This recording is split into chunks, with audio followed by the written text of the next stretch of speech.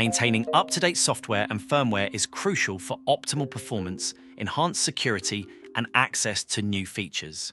This video demonstrates how to update your Nutanix software and firmware using the direct upload method through a step-by-step tutorial, followed by supplementary information. First, manually download the latest firmware and software LCM bundles from the Nutanix support portal's Downloads page. Upload these bundles to the LCM framework within Prism Element, which functions as a local web server. Then access LCM from either Prism Element or Prism Central. Initiate an inventory by selecting Inventory and clicking the Perform Inventory button.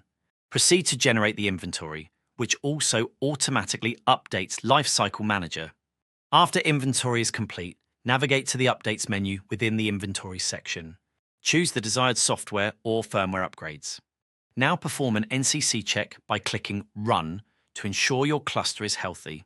Review the results for any errors or failures before proceeding.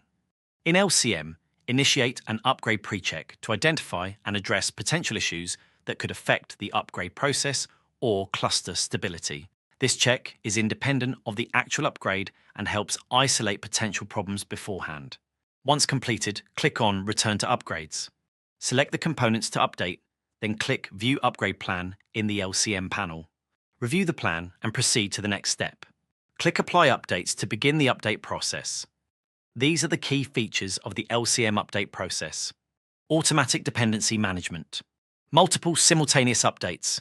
Detailed inventory repository of all firmware and software updates. LCM supports software updates for all Nutanix software platforms and currently supports firmware updates for the following. Please leave a comment and let us know if this was helpful. Thanks for watching.